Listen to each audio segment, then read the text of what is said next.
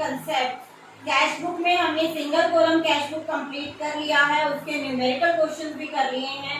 आज हम करने वाले हैं कि डबल कॉलम कैश बुक अगर बनानी हो हमें, तो हमें कुछ एक कंसेप्ट पहले क्लियर होने चाहिए, वो आज हम करने वाले हैं। तो सबसे पहले तो डबल कॉलम कैश बुक में हमारे 2 कॉलम्स बनते हैं। देखो मैं एक रफली सा बना रही हूँ डायग्राम। पार्टिकुलर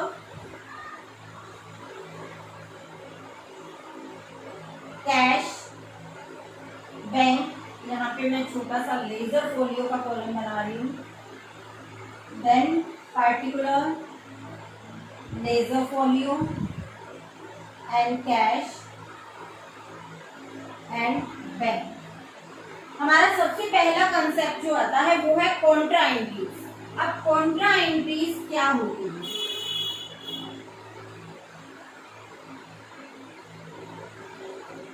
कॉन्ट्रा एंट्रीज होती हैं जिसमें हमारे दोनों कंसेप्ट इफेक्ट होते हैं, मतलब कैश भी और बैंक भी, दोनों कंसेप्ट जो है हमारे इफेक्ट होते हैं। कैश भी इफेक्ट होगा उस एंट्री से, उस ट्रांजेक्शन से, और बैंक भी इफेक्ट होगा। अब देखो, अगर हम जो है बैंक में कुछ भी पैसा डिपॉजिट कराते हैं तो उसमें पैसा हमारे पास से चला जाता है और बैंक में पैसा आ जाता है।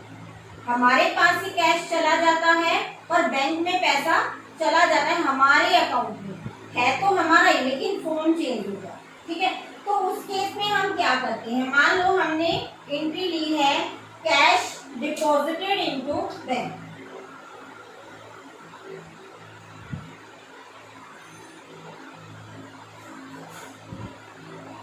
$10,000 का हमने जो है कैश जो है डिपॉजिट कराया बैंक।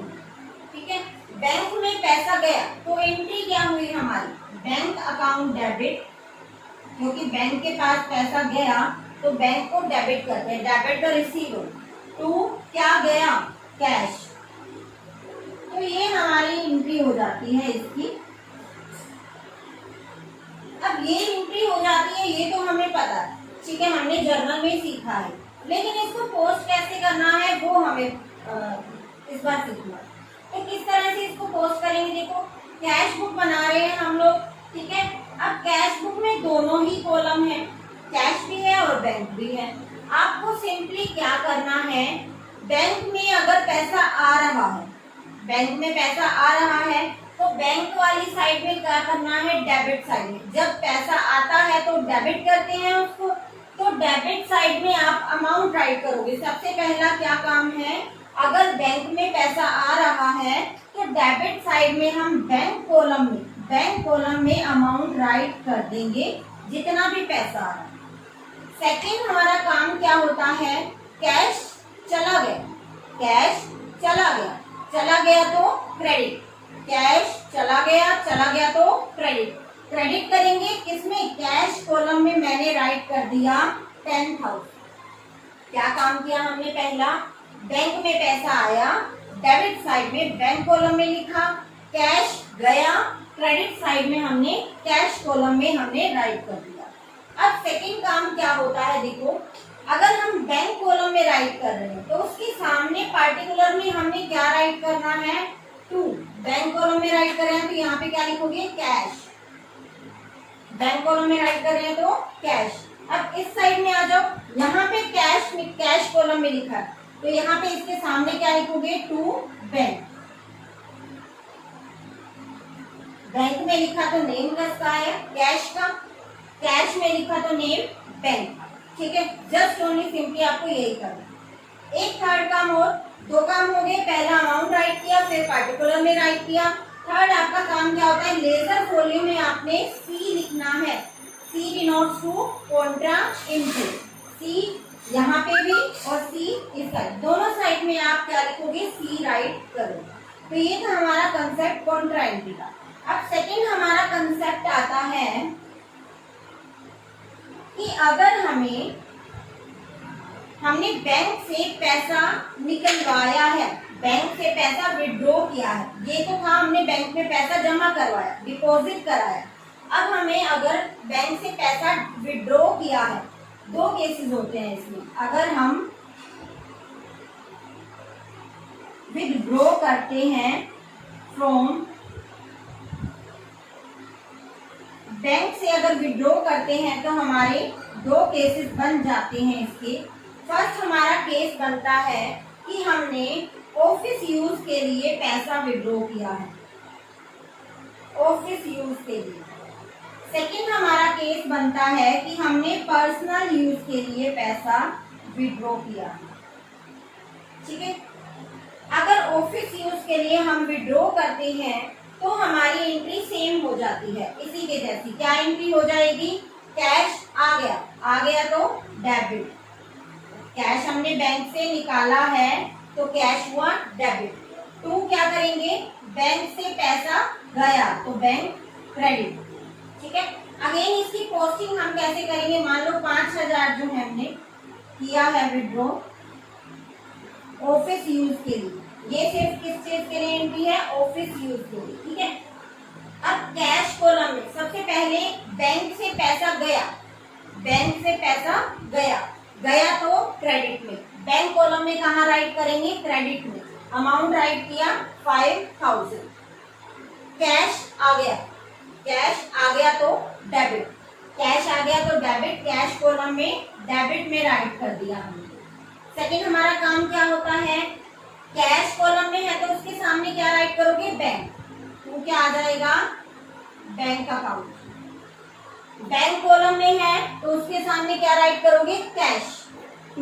बाय, यहाँ पे भी बाय कैश अकाउंट। ठीक है, थर्ड हमारा काम क्या है? लेजर फोलियो में हमने सी राइट करना है, कॉन्ट्रा एंट्री। ठीक है, अब ये हुई कि हमने ऑफिस यूज के लिए अमाउंट जो है विड्रॉ किया है, उसकी भी कॉन्ट्रा एंट्री होगी। अब जब अगर हम विड्रॉ करते हैं पर्सनल यूज के लिए, पर्सनल यूज के लिए अगर हम पैसा विड्रॉ करते हैं बैंक से तो क्या कहलाती है? वैसे भी हम पर्सनल यूज के लिए मतलब बिजनेस से कुछ भी निकालते हैं, विड्रॉ करते हैं, तो उसको हम नेम क्या देते हैं?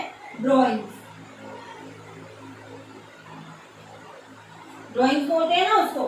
ठीक है, तो ड्रॉइंग्स हो जाएंगे वो, इसकी कॉन्ट्रा एंट्री नहीं होगी।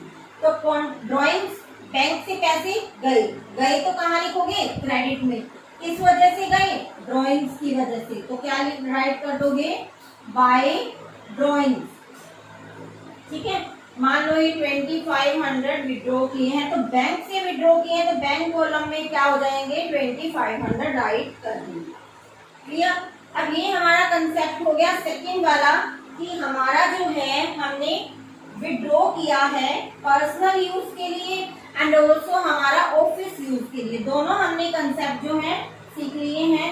अब जो थर्ड हमारा जो है, जो डबल कॉलम कैश बुक के लिए इम्पोर्टेंट है, वो है हमारा बैंक से हमें जब चेक मिलता है। देखो, चेक रिसीव होता है कहीं से भी, अगर हमें पैसा मिलने वाला है, पेमेंट मिलने वाली है, तो अगर हमें कैश की जगह चेक रिसीव हो जाता है तो उसके भी हम 2 केसेस बना लेते हैं। फर्स्ट हमारा केस होता है कि हमें चेक रिसीव हुआ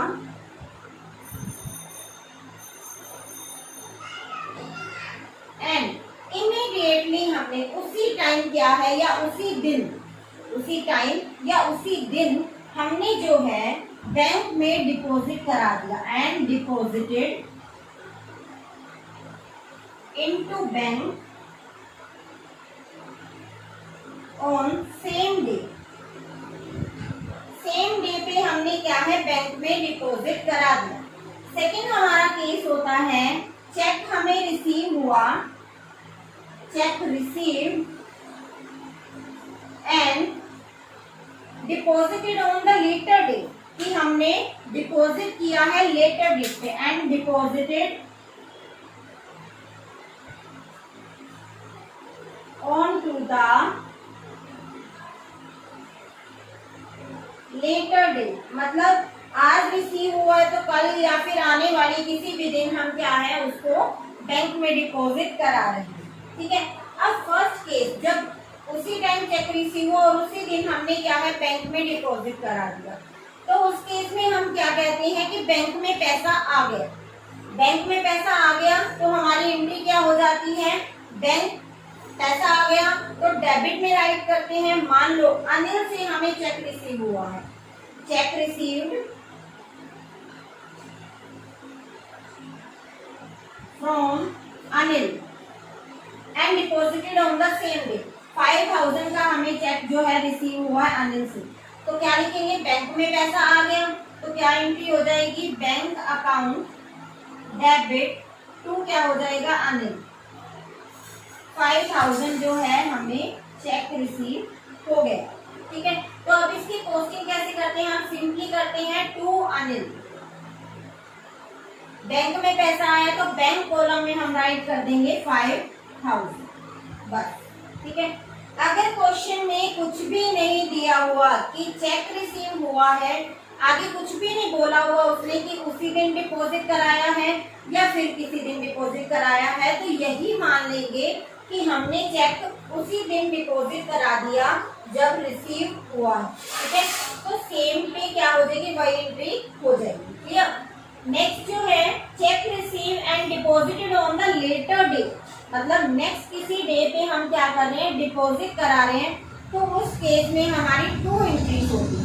देखो फर्स्ट हमारी एंट्री हो जाएगी क्योंकि चेक हमारे बैंक में नहीं गया तो चेक हमारे पास ही है, तो हमारी फर्स्ट एंट्री हो जाती है चेक्स इन हैंड। तो क्या बन जाएगा, cheques in hand, cheques in hand account debit to क्या हो जाएगा हमारा, जिससे रिसीव हुआ है, मान लो अनिल से ही रिसीव हुआ है तो अनिल 5,000 हमारे पास क्या है, चेक पड़ा है, हमने अभी इसको बैंक में डिपॉजिट नहीं करा। ये एंट्री कब होएगी, जब मान लो आपको चेक रिसीव हुआ है, मान लो जनवरी 1 को आपको चेक ये रिसीव हुआ, तो जनवरी 1 को आपने ये एंट्री कर दी। अब वो कह रहा है क्वेश्चन में कि जनवरी 5 को आपने वो बैंक वो जो चेक है बैंक में भेज दिया, किसके लिए, कैश कराने के लिए। ठीक है, आपने जनवरी 5 को बैंक में जब भेजा उसको, तो आपकी एंट्री क्या हो जाएगी, आपको रिसीव हो जाएगा बैंक में पैसा, तो बैंक अकाउंट क्या हो जाएगा, डेबिट हो जाएगा। टू क्या लिखोगे, चेक्स इन हैंड, किससे रिसीव हुआ है पैसा, चेक्स इन हैंड से रिसीव हुआ है, कहाँ रिसीव हुआ है, बैंक में, तो ये हो गई 5,000 आपकी एंट्री। अब एक बात और, जब इसको पोस्ट करते हैं हम कैश बुक में, देखो ये तो सिंपली हम पहले जैसे पोस्ट करते हैं वैसे ही, इसमें ये वाली जो पहले मतलब जब आपको चेक रिसीव हुआ है उस टाइम जो एंट्री है वो आपकी कहाँ जाएगी, जर्नल प्रॉपर में जाएगी, वो कैश बुक में नहीं आएगी।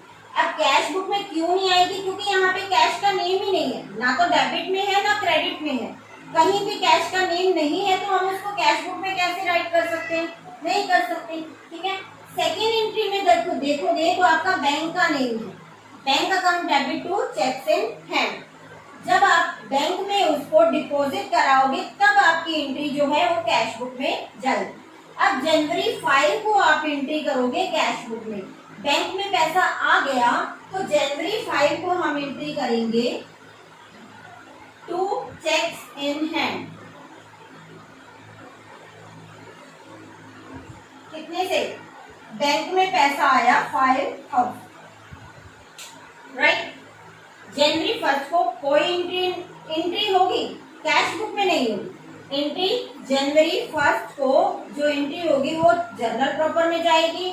जब आपने बैंक में डिपॉजिट करा दिया चेक, जब बैंक में चला गया चेक, तब किसमें, कैश बुक में हो जाएगी। जनवरी 5 को क्या लिखोगे, टू चेक्स इन हैंड 5,000।